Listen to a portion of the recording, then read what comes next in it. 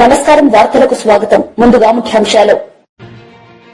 Nizamabad MP Arvind press meet, పలు అంశాలపై వివరణ.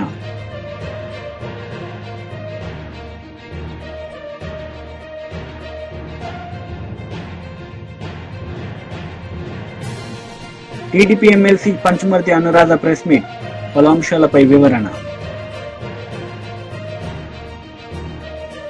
రాష్ట్రంలో కేసీఆర్ ఆనవాళ్లు లేకుండా చేసేందుకు సీఎం రేవంత్ రెడ్డి విశ్వ ప్రయత్నాలు చేస్తున్నారని మాజీ మంత్రి జగదీష్ రెడ్డి మండిపడ్డారు. కాంగ్రెస్ ప్రభుత్వం తెలంగాణ చరిత్ర లేకుండా చేసేందుకు ప్రయత్నం చేస్తుందని ఆరోపించారు.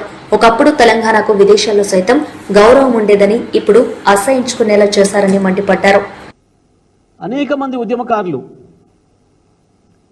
అనేక విప్లవాలలో పనిచేసిన వాళ్ళు, విద్యార్థి ఉద్యమాల్లో పనిచేసిన వాళ్ళు మేము అనుకున్న సుదూర లక్ష్యాలు చేరకున్నా సరే కనీసం ఈ తెలంగాణ తల్లి కొరకన్నా పనిచేయాలి, అన్ని వనరులు అన్నీ ఆగమైపోతున్న ఈ తెలంగాణ నేల తల్లిని విముక్తి చెయ్యాలి అని చెప్పి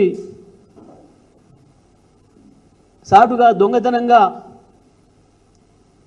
మాట్లాడుకుంటూ చర్చించుకుంటూ ఆ పాటల్ని, ఆ సంస్కృతిని కొనసాగించే ప్రయత్నం చేస్తూ కనీసం బతుకమ్మ రూపంలోనైనా తెలంగాణను నిలబెట్టుకుందాం, తెలంగాణ తల్లిని విముక్తి చేసుకోవడానికి ప్రయత్నం చేద్దామని చెప్పి అనేక ప్రయాసాలు పడి కొనసాగించారు. ఆ సమయంలో కేసీఆర్ గారు వచ్చారు వేగుచుక్కలాగా. తెలంగాణ బాధులందరికీ, తెలంగాణ ఉద్యమకారులందరికీ, తెలంగాణ చరిత్రకారులందరికీ, తెలంగాణ ప్రేమికులందరికీ కూడా ఒక ఆసరాగా నిలబడి ఒక ధైర్యం ఇచ్చి తను ఇరుసుగా ఉండి తెలంగాణ ఉద్యమాన్ని నడుపుతూ వచ్చాను. ఆ ఉద్యమ క్రమంలోనే ఆ ఉద్యమమే సృష్టించుకున్న తల్లి తెలంగాణ తల్లి. తెలంగాణ తల్లి భావన వందల వేల సంవత్సరాల నుంచి ఉన్నప్పటికీ కూడా ఒక భౌతిక రూపాన్ని ఇచ్చుకున్న సందర్భం తెలంగాణ ఒక అద్భుతమైన ఉద్యమం ఇక లక్ష్యాన్ని చేరుకుంటామన్న సందర్భంలో అన్ని రకాల సంస్కృతిక దాడిని తిప్పికొడుతూ కృష్ణా గోదావరి నదులు మనవే కావు అని చెప్పి అనే పద్ధతుల్లో ఆ జరిపే ఉత్సవాల్ని కూడా అక్కడెక్కడో రాజమండ్రిలో, బెజవాడలో చేస్తూ మొత్తం తెలంగాణ గోదావరి తల్లి కావచ్చు, కృష్ణమ్మ కావచ్చు, తెలంగాణ దాటిపోయిన తర్వాత ఆ పుష్కరాలు చేస్తూ అవి కూడా మీకు సంబంధం లేదు, మీకు కావి అన్న సందర్భంలో ఉద్యమ పార్టీగానే కేసీఆర్ గారు మళ్ళీ వాటిని తెలంగాణలోనే నిర్వహించి అద్భుతంగా అన్ని వర్గాల ప్రజల్ని మమేకం చేసి ఇవి మావి, గోదావరి కృష్ణమ్మలు మా నుంచే కిందికి పోతున్నాయనే విషయాన్ని, ఈ పుష్కరాల వారసత్వం మాది అనే విషయాన్ని మళ్ళొక్కసారి తెలంగాణ సమాజానికి, అదేవిధంగా ప్రపంచానికి గుర్తు చేసి ఒక్కొక్క తెలంగాణ వారసత్వ సంపదని నిలబెట్టుకుంటూ వస్తున్న క్రమంలో ఆ ఉద్యమ పథం నుంచి పుట్టింది తెలంగాణ తల్లి స్వరూపం. ఒక అద్భుతమైన పద్ధతుల్లో ఉండాలని, తల్లి ఎప్పుడు మనం కీర్తించే పద్ధతిలో ఉండాలి, కనిపిస్తే దండం పెట్టే పద్ధతిలో ఉండాలి, వేరే ఆలోచనలు రాకుండా ఉండాలని చెప్పే ఎక్కడనైనా తప్పకుండా దేవతామూర్తుల్ని మామూలు మనుషుల కంటే భిన్నంగా చూపిస్తారు. అందుకే ఏ దేవతా మూర్తి అయినా, ఏ దేవతా స్వరూపమైనా మామూలు మానవ మాతృలాగా ఉంటే అది సరైనది కాదు. తప్పకుండా,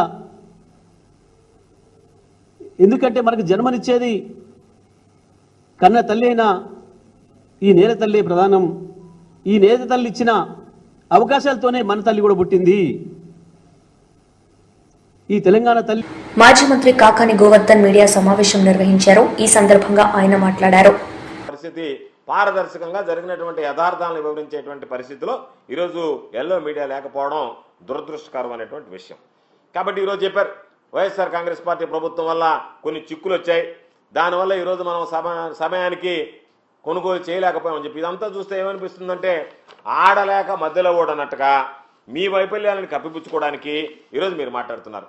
అధికారం ఎవరి చేతిలో ఉంది? ఈరోజు అధికారులు ఎవరి చేతిలో ఉన్నారు? అధికారం మీ చేతిలో ఉంటే, అధికారులు మీ కన్సర్న్లో ఉంటే, మీరు ఎవరు కావాలంటే వాళ్ళని జిల్లాకి జాయింట్ కలెక్టర్గా వేసుకుంటే, ఎవరు కావాలంటే వాళ్ళని కలెక్టర్లుగా వేసుకుంటే, ఎవరు కావాలన్నటువంటి అధికారాన్ని బదిలీ చేసి మీ ఇష్టారాజ్యంగా వేసుకుంటే, ఈరోజు దానికి సంబంధించినటువంటి తిరుగులేని అధికారాన్ని మీరు సంపాదించి ప్రజల దగ్గర వీటన్నిటిని పక్కన పెట్టి మీకు మద్దతు దక్కకపోవడానికి కారణం ఎవరు అంటే జగన్మోహన్ రెడ్డి గారు తీసుకున్నటువంటి నిర్ణయాలను మాట్లాడుతున్నాం. అంటే జగన్మోహన్ రెడ్డి గారు తీసుకున్నటువంటి నిర్ణయాలు సరి అయినవి కాకపోయి ఉంటే ఈ 6 నెలలు ఏమి గాడిదలు కాస్తున్నారు మీరు? వాటి మీద సమీక్ష జరిపి వాటిని ఎందుకు మీరు సవరించలేకపోయారు? అంటే నిన్నటిదాకా ఏ నోటితో అయితే సక్రమంగా కొనుగోలు జరుగుతున్నాయని అన్నారో అవి సరిగ్గా జరగటం లేదని చెప్పి రైతులు మాట్లాడడం ఎప్పుడైతే మొదలైందో, రైతులు గళం విప్పారో, గందరగోళ పరిస్థితులకు దారితీసాయో, తప్పని పరిస్థితుల్లో, విధులేని పరిస్థితుల్లో ఆ తప్పు జగన్మోహన్ రెడ్డి గారి మీద నెట్టి మీరు ఏదో ఒక విధంగా బయటపడాలనేటువంటి ఆలోచన చేస్తే అంతకన్నా దుర్మార్గం మరొకటి ఉండదు. రైతులు మిమ్మల్ని క్షమించరు, మీ మాటలు నమ్మరు అని చెప్పి ఈ సందర్భంగా తెలియజేస్తున్నాను. చంద్రబాబు నాయుడు గారు చెప్తుంటాడు, నాకు 45 ఏళ్ల అనుభవం, నాకు ఐటీకి సంబంధించినటువంటిది. నీ 45 అనుభవం ఏమైంది? నీ ఐటీ ఏమైంది? నీ రియల్ టైం గవర్నెన్స్ ఏమైంది? డీప్ టెక్ ఏమైంది? కారణం ఏమిటంటే ఎవరికైతే రైతుల పట్ల చిత్తశుద్ధి ఉంది. జగన్మోహన్ రెడ్డి గారు అనేక సందర్భాల్లో సమీక్షలు నిర్వహించాడే. ఎక్కడన్నా రైతులకు సంబంధించినటువంటి ఇబ్బందులు ఉన్నాయనంటే ఆ ఇబ్బందులను అధిగమించేటువంటి ప్రయత్నం చేశాడే, చేసి రైతులకు అండగా నిలిచాడే. కారణం జగన్మోహన్ రెడ్డి గారు పనిమంతుడు. పని చేసినటువంటి ముఖ్యమంత్రి నాటి జగన్మోహన్ రెడ్డి గారు అయితే ప్రెస్ మీట్ల ముఖ్యమంత్రి ఈనాటి చంద్రబాబు నాయుడు. ఏమీ పని చేయకుండానే ప్రెస్ మీట్లో ఆహా ఓహో బ్రహ్మాండంగా నేను పని చేస్తున్నానని చెప్పి తన భుజాన్ని తను తట్టుకునేటువంటి ముఖ్యమంత్రి గారు. ఆ రోజు ఏదన్నా చిన్న చిన్న విషయాలు వస్తే రైతులకు అన్ని విషయాల్లో, ఇన్పుట్ సబ్సిడీ దగ్గర నుంచి క్రాప్ ఇన్సూరెన్స్ దగ్గర నుంచి ప్రతి విషయంలో కూడా జగన్మోహన్ రెడ్డి గారు అండగా నిలిచాడు. ఈరోజు చంద్రబాబు నాయుడు గారు రైతులను ఏ విధంగా మోసం చేయాలో, వంచాలనేటువంటి ఆలోచన చేస్తున్నాడు తప్ప రైతాంగానికి అండగా నిలవాలనేటువంటి ఆలోచన చేసేటువంటి నేపథ్యం కనిపించడం లేదు. అదేవిధంగా ఎక్కడన్నా చిన్నపాటి సమస్యలు వచ్చినా, వర్షాలు వచ్చినా, వరదలు వచ్చినా రైతులకు సంబంధించి ప్రతి విషయంలో కూడా రైతులను ఆదుకోవాలనేటువంటి ఆలోచన చేసినటువంటి వ్యక్తి జగన్మోహన్ రెడ్డి గారు అయితే చంద్రబాబు నాయుడు గారి పరిపాలనలో రైతులు అధోగతి పాలయ్యేటువంటి పరిస్థితి, ప్రమాదం ఏర్పడింది. కాబట్టి ఈయన చెప్పాడు, నాదెళ్ల మనోహర్ గారు చెప్పారు, సినీ నటుడు పెట్టినటువంటి పార్టీ కదా, ఆ పార్టీలో ఉన్నాడు కదా, అందుకని మీరు ఎవరన్నా హాయ్ అని చెప్పి పంపిస్తే ఆ హాయ్ అని వచ్చిన వెంటనే రైతుల దగ్గర ధాన్యం కొనుగోలు చేస్తానన్నారు. ఒక హాయ్ కాదు మనోహర్ గారు, హాయ్ హాయ్ హాయ్ హాయ్ అని పెట్టుకుంటా ఉంటారు తప్ప ఎక్కడ కూడా రైతులకు సంబంధించినటువంటి ధాన్యం కొనుగోలు చేసినటువంటి దాఖలాలు లేవు. కాబట్టే పాపం చివరికి రైతులు విధి లేక నష్టపోతూ రోడ్డెక్కి తమ ఆవేదనని వ్యక్తం చేసుకోవాల్సినటువంటి దురదృష్టకరమైనటువంటి పరిస్థితులు ఏర్పడ్డాయి. కాబట్టి ఈరోజు జగన్మోహన్ రెడ్డి గారి హయాంలో చేసినట్టుగా మీరు ఊరికే సొల్లు కబుర్లు చెప్పదు, జరగనటువంటి విషయాలు జరిగినట్టుగా మీరు ప్రజలకు చిత్రీకరించేటువంటి ప్రయత్నం చేయదు. జగన్మోహన్ రెడ్డి గారి హయాంలో ధాన్యం కొనుగోళ్లకు సంబంధించి అత్యంత పారదర్శకంగా జరిగిందనేటువంటిది ఈరోజు మేము చెప్పడం కాదు, తెలుగుదేశం పార్టీ సానుభూతి పరులైనటువంటి రైతులు కూడా జగన్మోహన్ రెడ్డి గారి హయాంలో గిట్టుబాటు ధర జరిగింది, జగన్మోహన్ రెడ్డి గారి విధానంలో ధాన్యం సేకరణ విధానాలు బాగున్నాయి అని చెప్పి మాట్లాడుకునేటువంటి పరిస్థితి ఏర్పడింది. ఎందుకంటే ఈరోజు ఎందుకు ఈ మాట చెప్తున్నామంటే జగన్మోహన్ రెడ్డి గారు ముఖ్యమంత్రిగా ఉన్నప్పుడు బస్తాకు సంబంధించినటువంటి ధాన్యానికి నిర్ధారించినటువంటి రేటు కన్నా కూడా అదనంగా 250 రూపాయలు అదనంగా వచ్చినటువంటి సందర్భాలు ఉన్నాయి. ఈరోజు మీ హయాంలో ధాన్యానికి సంబంధించినటువంటి గిట్టుబాటు ధర ఎంత తగ్గిపోయిందంటే పాపం రైతుల కష్టాన్ని మధ్యవర్తులు, దళారులు కలిసి ఈరోజు భోంచేస్తున్నారు తప్ప ఆ రైతు 6 కాలం శ్రమించినటువంటి అన్నదాతకి ఈరోజు కనీసం ఖర్చులు కూడా వచ్చేటువంటి పరిస్థితుల్లో లేకుండా మీరు హృదయ విదారకంగా వాళ్ళ పరిస్థితి తయారవుతుంటే మీరు ఏమాత్రం కూడా హృదయం లేనటువంటి వ్యక్తుల్లాగా ఈరోజు ప్రవర్తిస్తూ దాన్ని ఇతరుల మీదకి ఆ నెపం నెట్టడానికి ప్రయత్నం చేస్తే మిమ్మల్ని ఈ రాష్ట్ర రైతాంగం క్షమించదు అనేటువంటి విషయాన్ని ఈ సందర్భంగా తెలియజేస్తున్నాను. ఎందుకంటే మీరు ఒకసారి చూసుకుంటే లోపాలన్నీ మీ దగ్గర ఉన్నాయి. దాన్ని జగన్మోహన్ రెడ్డి గారి మీద చెప్తాడు, ఒకరోజు చంద్రబాబు నాయుడు గారు అధికారుల మీద సీరియస్ అయినాడు అని అంటారు. అంటే లోపం మీ దగ్గర ఉంటే మీరు కొనలేక కొనకూడదు అనుకుని దానికి సంబంధించినటువంటి చెల్లింపులు చేయలేము, చేయకూడదు అనేటువంటి ఆలోచనతో మీ ప్రియారిటీస్ వేరున్నాయి. మీ ప్రియారిటీస్ ఏంది? నీ స్వార్థ ప్రయోజనం. ఏదన్నా ఉంటే రాజధాని అమరావతిని అభివృద్ధి చేసుకోవాలా, 15,000 కోట్లు 16,000 కోట్లు అక్కడ పెట్టుకోవాలి, ఇంకొక 15,000 కోట్ల రూపాయలు తీసుకొచ్చి అక్కడ అభివృద్ధి చేసుకోవాలా, దాని చుట్టూ ఉన్నటువంటి నా రియల్ ఎస్టేట్ రంగం బ్రహ్మాండంగా ఉండాలా, దాని ద్వారా నేను సొంతంగా డబ్బులు సంపాదించుకోవాలనేటువంటి ఆలోచన తప్ప రైతుల సంక్షేమాన్ని గురించి కానీ రైతుల అభ్యున్నతిని గురించి కానీ చంద్రబాబు నాయుడు ఏ రోజు పట్టించుకున్నటువంటి దాఖలాలు లేవు. ఈ రోజు కూడా చంద్రబాబు నాయుడు అదే విధంగా ప్రవర్తించేటువంటి పరిస్థితి ఏర్పడింది. మీరు ఉద్యోగుల గురించి ఎందుకు మాట్లాడతారు? మీకు చిత్తశుద్ధి లేనప్పుడు ఉద్యోగులకు చిత్తశుద్ధి ఉండాలని చెప్పి ఎందుకు కోరుకుంటారు? యథారాజా తదా ఉద్యోగి అన్నట్టుగా ప్రభుత్వం తీసుకునేటువంటి నిర్ణయాలు ఏ విధంగా ఉంటాయో, ప్రభుత్వం యొక్క ఆలోచన విధానం ఏ విధంగా ఉంటుందో దాని ప్రకారం ఉద్యోగులు పనిచేస్తారు తప్ప మీకు భిన్నంగా ఉద్యోగులు పనిచేయరు.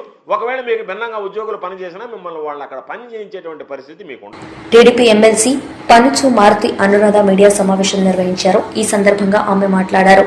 భూములు వదిలిపెట్ల, అటవీ శాఖకు సంబంధించిన భూములు వదిలిపెట్ల, ఇరిగేషన్ శాఖకు సంబంధించిన భూములు వదిలిపెట్ల, ఏ భూములు కూడా వదిలిపెట్టకుండా గ్రామాల్లో కూడా మరి ప్రతి గ్రామంలో కూడా ల్యాండ్ మాఫియా చేయటం జరిగింది.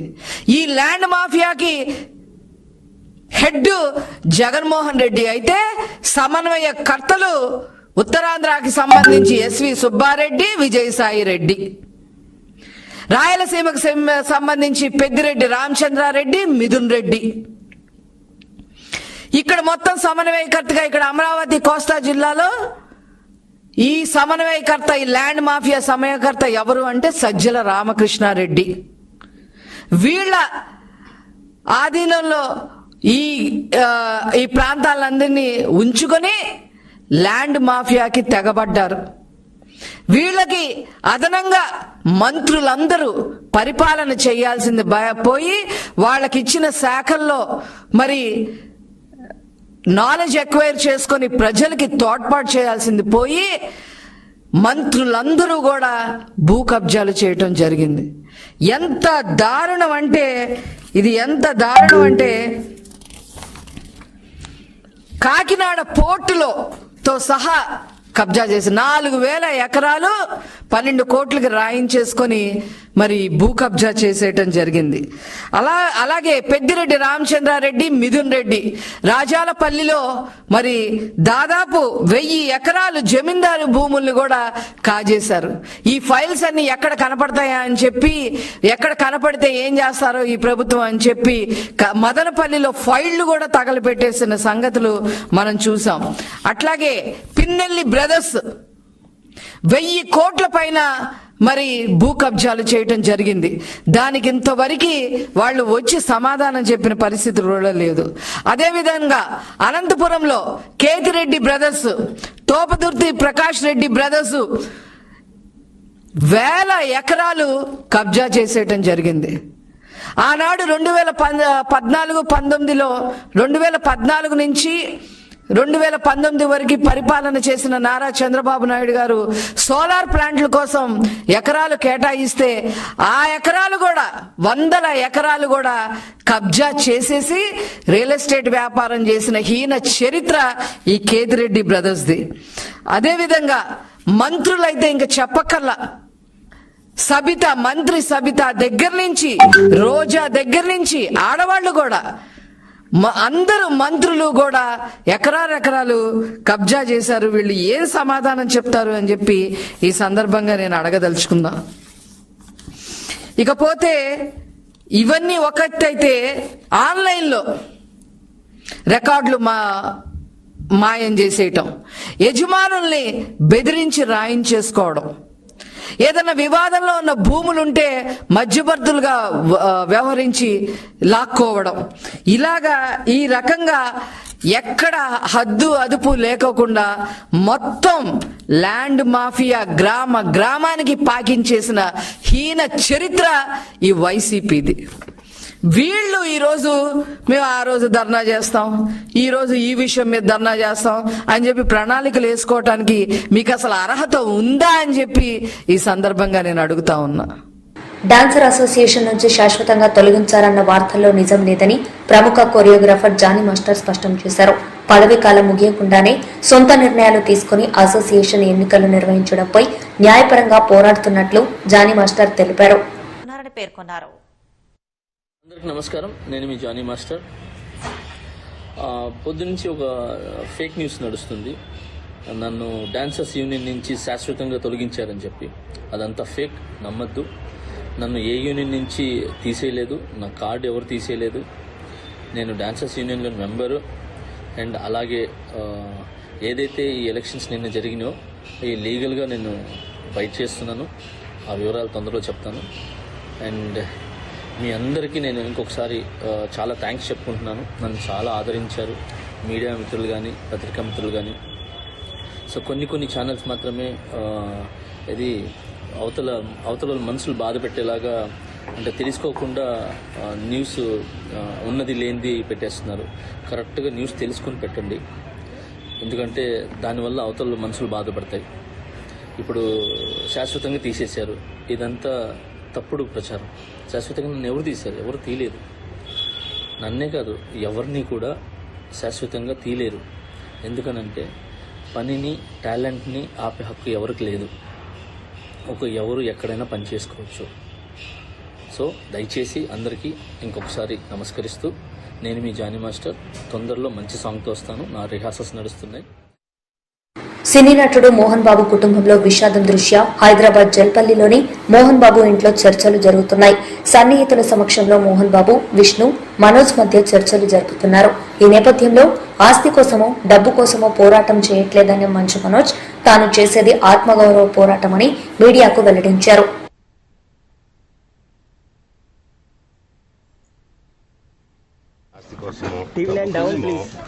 ఈ పోరాటం చేయట్లేదు. ఎందుకంటే ఈ పోరాటం కూడా కాదు, ఆత్మగౌరవానికి సంబంధించి, నా భార్య పిల్లల సేఫ్టీకి సంబంధించి. ఇది నాతో ఒక మగాడిగా నాతో డైరెక్ట్గా వచ్చి నాతో ఏం చేసినా పోరాటం. నా భార్య పేరు ఇంక్లూడ్ చేయడం, నన్ను తొక్కేదానికి నా 7 నెలల పాపని ఇంక్లూడ్ చేయడం, నా బిడ్డలు ఇంట్లో ఉండగానే అలా బిహేవ్ చేయడం కరెక్ట్. ఈరోజు పోలీస్ దగ్గరికి నేను వెళ్ళి ప్రొటెక్షన్ అడిగాను. నేను మొన్న వచ్చి అడిగినప్పుడు మీకు అన్ని ఎవిడెన్స్లు ఇస్తాను, ఎస్ఐ గారు ఇక్కడి నుంచి వచ్చి నేను ఇస్తాను సార్ ప్రొటెక్షన్ చూపించాను. బౌన్సర్లు అందరూ అక్కడ దాక్కున్నారని చూపించాను. అది కొంచెం చూసి ఓకే సార్ మీ ధైర్యంగా ఉండండి, మేము ఎక్కడికి వెళ్ళట్లేదని చెప్పి మాట్లాడి పారిపోయారు. ఇప్పుడు కానిస్టేబుల్స్ వచ్చి అందరినీ, నా మనుషులందరినీ భయపించి ఇప్పుడు వాళ్ళ పేర్లు తీసుకొని. నిజామాబాద్ ఎంపీ ధర్మపురి అరవింద్ మీడియా సమావేశం నిర్వహించారు. ఈ సందర్భంగా ఆయన మాట్లాడారు. వార్తలు ముగించే ముందు ముఖ్యాంశాలు మరోసారి. Nizamabad MP Arvind press meet, పలు అంశాలపై వివరణ.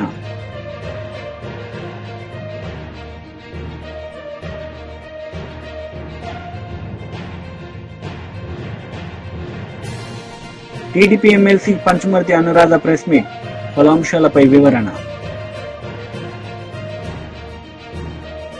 ఈ వార్తలు ఇంతటితో సమాప్తం. తిరిగి ప్రసారమయ్యే వార్తల్లో మళ్ళీ కలుద్దాం. అంతవరకు సెలవు. నమస్తే.